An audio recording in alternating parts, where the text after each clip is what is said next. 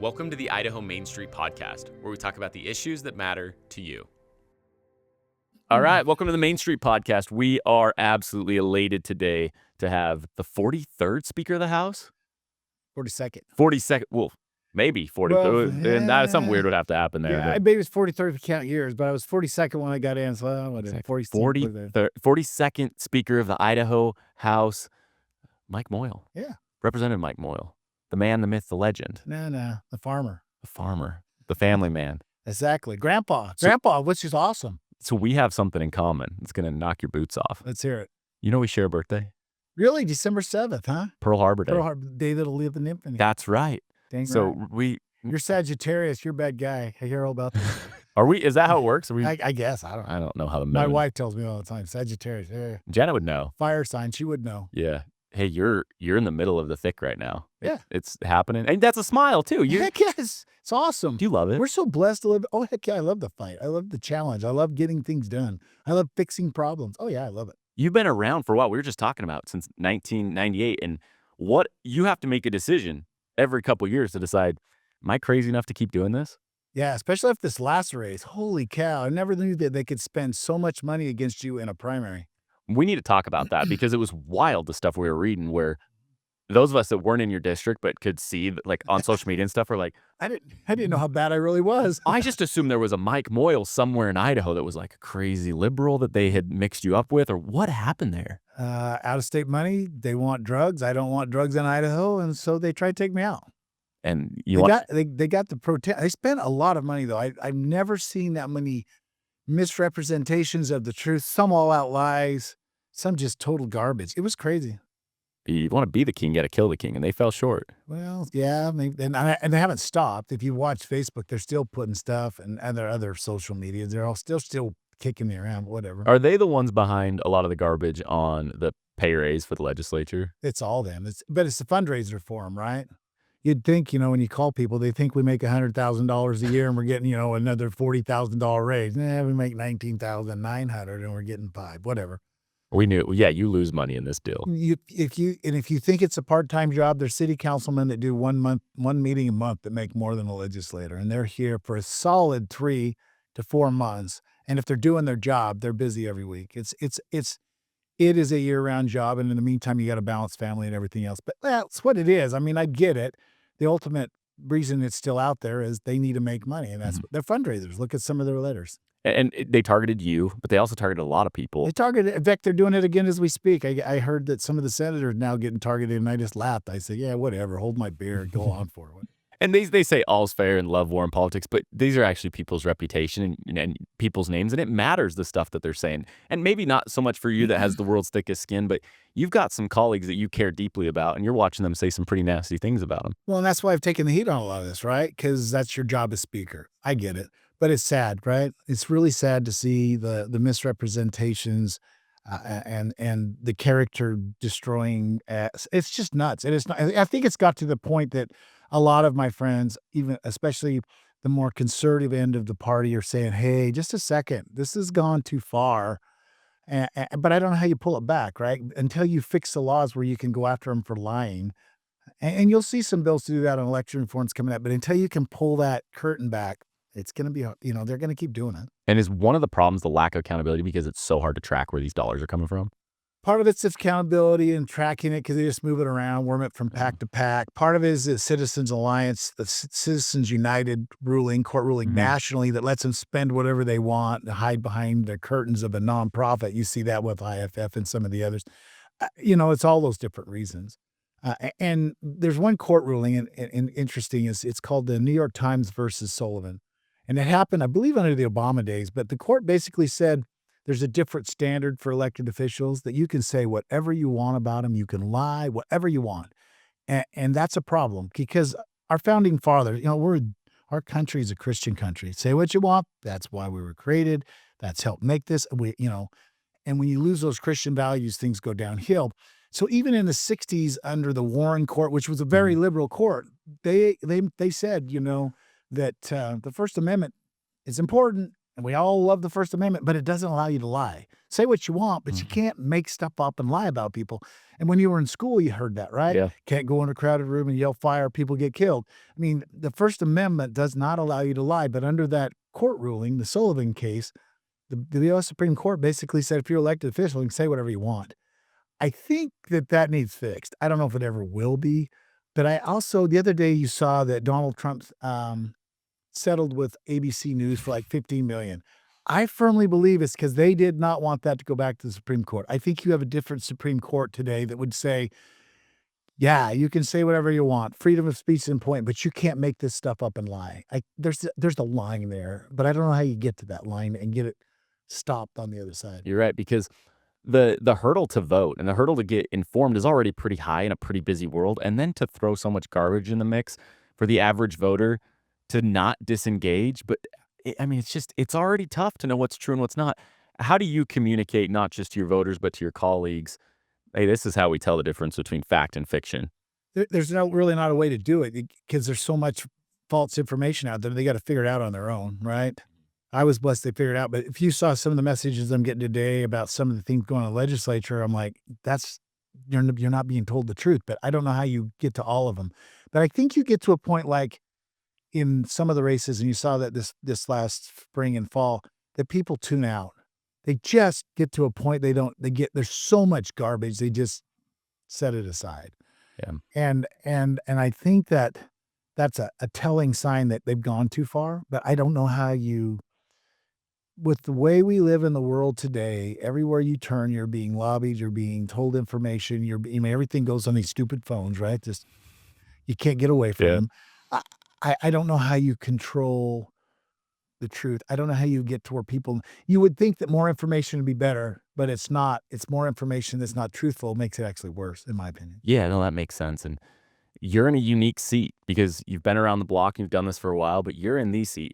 I know you met with the Hamilton cast yesterday, and It was fun. you're in the room where it happens, It was right? fun. It was a good time. And you get you're in one of the most influential seats when it comes to governance in Idaho. Do you feel that responsibility to keep you up at night knowing you got to get it right? No, I just do what's right, and have I I play to win, and some of the rumors about me are absolutely true. I'm not gonna lie. I can be a real hard head, but also, I love Idaho, and I ran for one reason, to cut taxes. I've cut more taxes in my Idaho history. I've been so blessed, but I want to make sure I keep Idaho. I want my grandkids to be able to stay here. I don't want it to change. And we have this situation where all these people are moving in and trying to change the world, and it's terrible. But sitting where I'm sitting, my goal will always be, you'll always hear me talk about tax relief. You'll always hear me trying to keep Idaho the great state it is. And you'll always see me trying to have some little levity. Yeah. Humor makes it a lot better. And you see me, I say things probably inappropriately sometimes on the floor, inappropriate on the floor sometimes, but I'm just trying to make sure we all have fun. Idaho needs to get back where it was when I first got elected.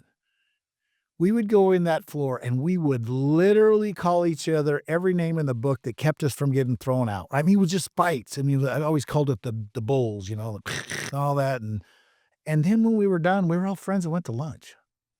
Right? It was okay. Well, we had the debate, win or lose. It was all over. If you won, you got a joke about it. If you lost, you joked about it. You went to lunch and you were friends. We now live in a world down there where we do this and then we go to our corners and we come back out and we don't forget about it and move on, right? We just hold it in and we make it worse. Somehow unity to me doesn't mean that we have to agree. Unity to me means that we have to, when we disagree and we're over with the debate, that we're still friends. And we don't have that now, right? Especially with some of these fringe groups that are now trying to control the state with their out-of-state money. These guys don't care about it. I want to blow the place up. That's not good. Yeah, I like the way you articulate almost like this Tip O'Neill Reagan days. When you were campaigning in the late 90s, early 2000s, you didn't have to worry about a photo going out on Facebook or X of you sitting by someone else. I mean, campaigning has drastically changed. Yeah, they didn't make that crap up, right? It was all, listen, again, like I was saying, we could disagree, but we weren't disagreeable. So as you think back to your early days, who were some of the giants of Idaho politics that you can look at and say, that was the person that I was so lucky to be in their shadow? I don't know. It's more like my dad, but But there were some people that I looked at. Reagan was always a favorite of mine. But Idaho politics, David Leroy, when I was a scout, came and did a speech up on 8th Street here above Boise, and I was the leader at the time of the scout group. I was just a little kid, had the opportunity to show him around. I learned a lot from David Leroy. He was the attorney general at the time, and so it's people like that. But and I give you an example too. The guy that I was beat years later, Dave Bivens, we were friends afterwards. In fact, I helped him run for another office. We were buddies till the day he passed away. We had the race. I was blessed. I won, but we were still friends, right? I helped him in his endeavors to get into another elected official. It's not that way anymore. What do we do to get back to America being great because America's good and the civility? And I love the I fight to win. Throw the phones away. I think that's a big part of it. I mean, you see, we all have to do the X game. We have to do the Facebook game. Everybody looks what we're doing. But the problem is, I saw some stuff last night about me. I'm like, well, that's not this huge soap. I'm like, you can't, it's what it is. You just smile and move on. I can't change the misrepresentations. I can't change the fact that some of these new folks moving here from other states don't know Mike Moyle. They believe the crap they hear about Mike Moyle or any other politician in that building. And if you don't agree their way, you're out. There's one thing I want to talk about when we're talking about that, though. One of the things that worries me the most is the religious divide. Really? Yeah. We all believe in Christ, right? But you have some religions that are bad-mouthing other religions or saying because you go to this box on Sunday or that box on Sunday that you're not Christian. That will destroy not only Idaho, but this country. We've got to unite. We were created. In my opinion, God had a lot to do with this country being created. We got to unite on Christ. I don't care where you go to church. Don't care. Do your thing. But don't start dividing us in boxes because we don't go to your church or you don't go to my church. If we do that, we will tear this country and the state apart, in my opinion. And you are seeing it more now in Idaho than I've ever seen it before. Ever. It's crazy. So is that kind of destroying at the fundamental belief that, men and women should worship how, where, and may they please? Well, I would agree with you on that. But when you literally had church members of other churches going door to door saying one candidate's not Christian and one is, yeah, that's not very Christ-like. And a lot of that crap went on, right? It was insane. That concerns me as much or probably more than the lies. Put all the lies aside, you can figure that out. But when you start trying to divide us based on the church we go to on Sunday, it'll destroy us. What do you find more challenging? Is the obstacle of governance as speaker, or is it the actual campaigning and getting through that mix? Because they're two very different beasts. It used to be that legislators would make decisions on bills, based on whether they were right or wrong, right? The decision is this good bill, not right. Now you have people, before I came here, I was late because I had to go meet with a legislator, and the decisions that legislator was concerned about wasn't whether the bill were good or bad. It was about how they were going to get attacked for how they voted one way or the other, right? That's a problem. You should vote the way you think is best for Idaho, not based on how it's ranked by one group or another, not based on all that crap. You need to do, in my humble opinion, what's best for the state of Idaho. And those are hard decisions. Anybody who thinks politics are black and white, it's not, it's all gray. And if we get to a point, which is what this is all about, everything we've talked about is control, right? It's about control. If we get to a point where these out-of-state groups and some in-state groups with some of their ideas are controlling legislators, we're in trouble. Yeah, in fact, you'll see me push back on stuff solely because I don't want them controlling me. That's the kind of guy I am. I get the vibe that Mike Moyle is not a guy that likes being put in a box. He doesn't want his sticker placed on a political wheel of this is exactly where I'm at. But some issues I'm there, right? Yeah. Put the sticker. Some issues, they're gray. But don't threaten me. Don't threaten my family. And don't tell me what I'm going to do or else. And because of that, 500,000 in my primary, because when they came in the office and said, thou shalt, Mike said, go to, someplace else. You haven't been shy about your affinity towards tax relief, and it's not a campaign slogan. It's the only reason I ran, man. It's not a tax. And for you, it's not something that you just want to put on a mailer every 2 years. What is it about tax relief that you think is so essential for Idahoans? Taxes, in my opinion, have destroyed the family. Think about this. After World War II, when everybody came home and the country started booming, Mothers were home with the families. Then we started raising taxes. We took the Bible out of the schools. We took the prayer out of the schools. We took the mother out of the home because she had to go work to pay the taxes. And we destroyed the family. The only way you're going to save this country is the family. And how do you get those family units back together? How many kids do you know that come home that there's a parent there to meet them at the door? They go to a daycare somewhere else. All of that, in Mike Moyle's humble opinion, starts with taxes. If you can't afford to live, you can't afford a home, you can't afford all that crap, and everything you do is tax, you get to the point where you push them away, and in my opinion, it destroys the family. You got to remember, when I got here, income taxes in Idaho were 8.2%. 8.2. Wow. And now we're down to a flat tax. That took me 20 some years. Now you're going to see I'm trying to do another big tax relief right now on income. You got to get the taxes back. And it's not just income. It's income, it's sales, it's property tax. It's all of them. But that's why I ran. I fundamentally believe that taxes are what's destroyed the family or helping destroy it. And without them getting low enough where you can afford to live, afford to own your home, and afford to enjoy your family, afford to do those things, it's not going to get better. Well, I know an issue that's close to your heart is also the idea of the family farm is really hard to keep in the family, especially for Idahoans. There's no family farms hardly left. Idaho's blessed. We got a lot of them, but if you leave Idaho, most of them are corporate farms, and a lot of that's coming in Idaho. But look at the ground that I farm. I farm between Nampa and Middleton to Star to Eagle. I got a little bit of farm ground in eastern Idaho, a little bit of farm ground in northern Idaho. Those farms are all getting turned into houses.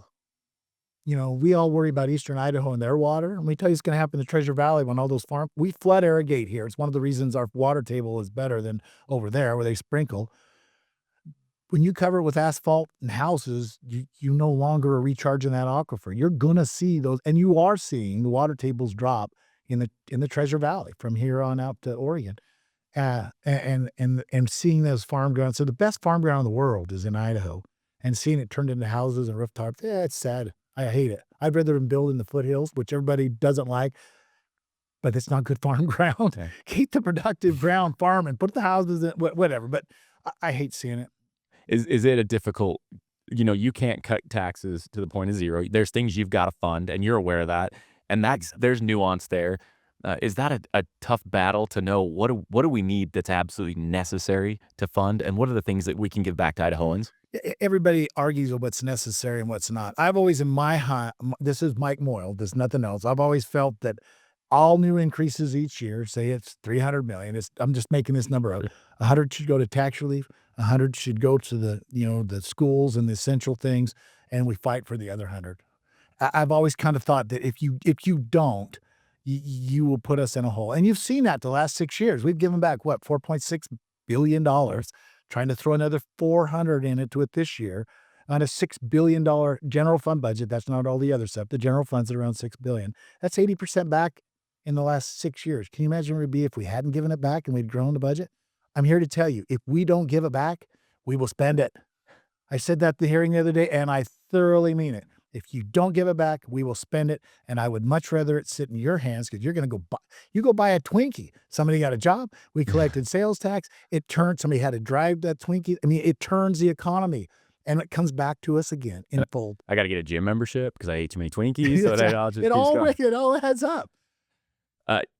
On your headstone is not only going to say, Mike Moyle, cut your taxes and put more money back in your pocket. It's also going to talk about all the red tape you cut. So Director Adams at the time and the governor, they did a lot, and you were right there in the whole process with the scissors to cut that red tape. You want to know the truth about that? Please. The governor didn't want to do that. Really? He called me in his office multiple times and said, you got to pass the rules.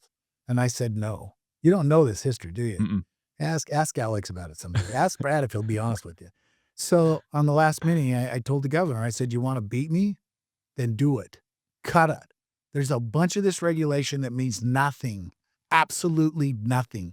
And he did. Yeah. And he gets national news. Idaho gets national news. Elon Musk, Wall Street Journal, all these people. And it all started because at that time, a certain representative refused to let the rules go through because there's a bunch of garbage in them, right? Right. And now it's getting better. There's more work to do there, and you're going to see some more bills this year. But now you're seeing us do it on legislation.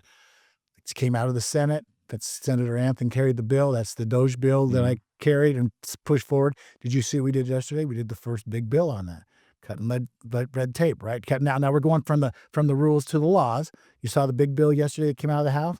You saw us introduce another big one yesterday, 150 pages. It's getting rid of a whole bunch of stuff in health and welfare. We can do this working together. And it's not about who gets credit. We just got to get it done. And we'll take the next step and do it. But the best part about it is nationally, but President Trump's talking about it. We've been doing it. Yeah. We've been doing it, and we've been cutting taxes, and we've been putting historic expenditures in education, and we've been doing all these great things. And then in the meantime, we got these out-of-state guys with their money saying how bad we are. In the meantime, they want to move here too. What the heck? If you don't like it, go away. But we're doing it. We're getting there. I love how often you give credit to how blessed you are and how blessed we are. We all are. And you clearly are an optimist. Have to be. How would you grade what's going on in the legislature when you look at your colleagues, the chamber you're running? What grade would you give them? I'll give them an A+. Last year, a farmer from Star, Idaho, Mike Moyle, stood before the U.S. Supreme Court with a case U.S. versus Moyle. That scares the heck out of me. That was me. Nobody talks about that. It was pretty cool. And everybody will talk. If you go look at the case, they'll say it's about abortion and all this. It wasn't. It was about the 10th Amendment. And it was about whether or not you lose your primacy because you took federal dollars. It was cool as heck. Now we're back in the 9th. We're still fighting the case. Everything's going on there. But we in Idaho are doing everything right. And we have a legislature that wants to do everything right if we can just keep these outside influences from lying and, well, let me say lying, misrepresenting what's really going on to our citizens. We are so blessed. Idaho's the best. So what's the one thing you could just shake the voters and say, this is the one thing you got to understand? And maybe it is they need to get informed and look outside the garbage, but is there something that you really just want to scream to the voters of Idaho? Everybody has a metric, right? They have their week scorecard of legislators. One of the things that just ticks me off is the scorecards, right? Do you think that Idahoans, for example, I'll give you a couple examples. Do you think Idahoans want drug dealers in jail or do you want them on the streets? We want them in jail. All right, -4 by IFF. Do you think that Idahoans want human trafficking or do they want it stopped? Gone. Negative bill on IFF. Do you think that Idahoans think you should have a state-issued ID to vote or not? You should have a state ID to vote. Negative vote. My point being is they don't know what's in those metrics. And you can do the same for IACI. You can do the same for the cities. You can do the same for the schools. They don't know what those metrics are. Yet these out-of-state guys and some in-state guys hang legislators' heads with these metrics that were made up, and they don't know what the votes were. Because if they knew what they were really scoring, they'd be mortified to know that prostitution is between a willing buyer and seller. I don't think that's what Idahoans want. And so the one thing I could do is fix that so they knew the truth, because it's back to what we talked about earlier. It's a misrepresentation of the facts. And you've got colleagues that want to vote for good bills, but they're so afraid of what they're going to get painted as a liberal. Touchdown. Yeah. And so all of a sudden now their votes aren't the votes they should be. Their votes aren't what they want them to be. Their votes aren't what's best for Idaho. Their votes are, what do I have to vote to get back in this building? And when you have that happen, your republic is in trouble, in my opinion. Can we talk about your dad? Sure. What do you think are the things that he taught you that you would not be Mike Moyle Speaker if you weren't walking around following him? My dad, when I was a little boy, part of the reason I'm in politics, one of the other reasons when I was a little boy, he was going to be made the county chairman. He ran over my little sister back out of the driveway. Oh, no. Never made the meeting, never got elected. And he was precinct committeeman for years after that. But his political ambitions waned because of that experience. But it also, kept me in the political realm because I kept watching it, because my dad was watching it, but he just wasn't doing what he was doing before. My dad taught me a lot of stuff, hard work. In fact, I was telling a story about my dad the other day I get the opportunity to take kids around. Like before I came here earlier today, I took a bunch of youth, homeschool kids through the Capitol. In my office, I have like a mounted wolf and mountain lion and all this stuff. And I let them go in there and see it and touch it and all that. And we talk about and answer all their questions. A lot of fun. But one of the things my dad taught me, I'll never forget this. When I was a little boy, my job was to shovel manure, and I hated shovel manure. But my dad always told me, he says, you start on the bottom, son, and you shovel the manure. And when you're at the top, you'll remember the guy shoveling manure is a good guy, and you'll respect him, and you'll understand where he's coming from, and you'll do a better job to take care of him. And you're seeing that with the fight right now, for example, on the CEC, right? Why does Mike Moyle want everybody to get a raise, not just the top, right? Because we want to take care of the people doing the work. It's the same principle of hard work, but remember how you got there and who's helping you all the way from the bottom up. think it's good that way. Was your sister okay after Yeah, the yeah, accident? she was pretty cool. Actually, it was pretty funny. They got her to the hospital. She was just a little kid. She broke the papoose board. They had to tie her down to get the rocks out from under her skull. And I remember she came home as kids. We'd go find the rock. She had rocks in her head, right? We'd go push the rock, and we'd pick a scab and run the rocks out and take them out. It was as a kid, it was kind of cool. People have accused me of having rocks in my head too, but totally different. She still laughs about it that she still has rocks in her head. No, but that was that experience. Watching that with my dad was great. I'll tell you another thing my dad taught me. I use this all the time. My dad said, the only reason I let you live is because I wanted grandkids. And now I know what he meant. Grandkids are the only reason you let the children live. Anyways, I'm just kidding. But it was a lot of fun. And we have to talk about Mike the grandpa. Yeah, I love my grandkids. As you fight and you sometimes still have to shovel political manure. I still shovel manure on the farm. It's a little easier now with a skidster. How often does your grandkids come to mind when you're voting on these bills? Often. In fact, I have a picture of the family in the office, and lots of times I'll get little messages from them, right? And it's pretty cool stuff. And the grandkids are what it's all about, right? It's the upcoming, it's the future, and I'm worried for them. The world they live in, I don't know if I could have survived it with all the same social media garbage we're talking about. This going to ruin the state if we don't figure out how to fix it. That same stuff, it's in front of them daily, right? And what the good thing about some of my grandkids, not all of them, some of them are in places where they can run outside and tear up the world and play in ditches and catch frogs and feed cows and feed sheep and do all that thing. But some of them aren't, right? They're stuck in a house and all they have is a TV and a Game Boy or whatever the hell it is nowadays. I worry about that. The day will come that hopefully in the very distant future where they'll speak at your funeral. What are the things you hope that... I can't keep talking about my damn funeral. I'm not dead yet. What do you hope they say about you? There'll be a lot of people to show up to make sure I am dead. That's all I can say. They're going to want to make sure, hey, bury that guy. I don't know. I don't know. I've got an amazing wife and an amazing family, and I often, in fact, they roasted me for my birthday the other day. A bunch of good friends did. Some are mad they weren't there. Sorry, I didn't put together. But the one thing that my daughter says often is I always talk about how blessed I am because I am. God is good. You're in Idaho. You're blessed. God is good. And all praises to God. And I want to keep doing what I can to keep this state what God would want it to be. Amen. Now you've got a lot of gas left in the tank. We're still cutting regulations. We're still delivering on property or on the property tax and income tax and reform. sales. We got all three. All of it's rolling. And there's a lot of things you're working on with election reform and things. If you got to be king for the day and you didn't have to wrestle with the Senate and the governor's office and everything, what's the vision of Mike Moyle for these are things that I really think need to be delivered on? Well, the tax stuff for sure would be number one, but maybe be number two now. The election reform has got to happen. We've got to figure out what they're saying, what they're doing. Right now, they're campaigning. As they say all this negative stuff about me, the House members, the Senate members, that needs reported. I want to know who's spending that money. I want to know who's sending that money there. I want you to know so you can make your decision based on the facts. I want what they're sending made public, where the public can go look at it and verify whether it's a lie or not. And if they're lying, I want to be able to sue the living hell out of them. But that's me. Yeah. Speaker, we can't imagine how busy your schedule is. Yeah, it's fun. I hope you really know how much we appreciate you coming on, introducing yourself to our audience and talking about some of these things you're working on. No, thanks for having me. It's kicking butt. Okay. You'll come back after the session? We'll see. Probably if I'm not planting corn or chasing cows. We'll meet you out on the farm and record out there. All right. Deal? We'll do it in a combine next fall. Thanks, Speaker. We appreciate it. Appreciate it. Thank you.